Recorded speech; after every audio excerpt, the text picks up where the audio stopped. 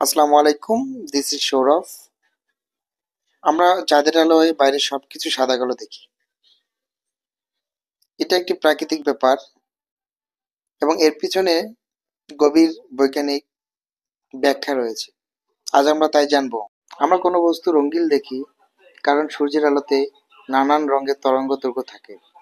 এই আলো বস্তুতে পড়ে প্রতিফলিত হয় এবং প্রতিফলিত হওয়া আলো চোখে এসে পৌঁছায়।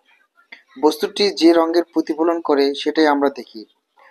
উদাহরণস্বরূপ, সবুজ ঘাস সূর্যের সবুজ রঙের আলো বেশি প্রতিফলিত করে বলে আমরা তাকে সবুজ দেখি। চাঁদের আলো আসলে সূর্যের আলো, যেটা চাঁদের পৃষ্ঠ থেকে প্রতিফলিত হয় আমাদের পৃথিবীতে আসে। তবে চাঁদের পৃষ্ঠ থেকে প্রতিফলিত হওয়ার কারণে এই আলো অনেক দুর্বল হয়। এই দুর্বল আলো নির্দিষ্ট রঙের প্রতিফলন ঘটানোর মধ্যে যথেষ্ট শক্তিশালী হয়। যেমনটা আহ যেমনটা বেলায় সূর্য শক্তিশালী আলোক রোশনি করতে পারে। আমাদের চোখে দুটি বিশেষ ধরনের কোষ থাকে, রড কোষ এবং কোন কোষ। রড কোষগুলো কম আলোতে কাজ করে এবং সাদা কালো জিনিস দেখতে সাহায্য করে।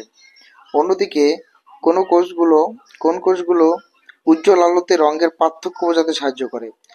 চাঁদের আলো সূর্যের আলোয় আমাদের চোখের রড কোষগুলোই বেশি সক্রিয় থাকে, ফলে আমরা চারপাশকে শুধু সাদা কালো দেখতে পাই এবং রং সঠিকভাবে ধরতে পারি না। যেহেতু চাঁদের আলোতে কোনো বস্তুর প্রতিফলিত রং আমাদের চোখে কোনো কোষগুলোকে সক্রিয় করার মতো যথেষ্ট শক্তিশালী নয়, তাই আমরা সেই বস্তুগুলোকে রঙিন দেখতে পারি না। চাঁদের আলো এতটাই মৃদু যে তা চোখের রড কোষগুলোকে ব্যবহার করে সাদা কালো ছবি তৈরি করে। অনেকের প্রশ্ন হতে পারে যে তাহলে রাতের বেলায় কেন আমরা বিভিন্ন কালার দেখতে পারি। রাতে যদি আপনি কৃত্রিম আলো যেমন বৈদ্যুতিক আলো বা টর্চ লাইট ব্যবহার করেন, তাহলে সেই আলোর তীব্রতা অনেক বেশি হয়। এই আলোর সাহায্যে আপনি চারপাশের জিনিসগুলোকে রঙিন দেখতে পারবেন, কারণ এই আলোর তীব্রতা চোখের কোন কোষগুলোকে সক্রিয় করতে যথেষ্ট হয়, কিন্তু চাঁদের আলো সেটা পারে না। Thank you.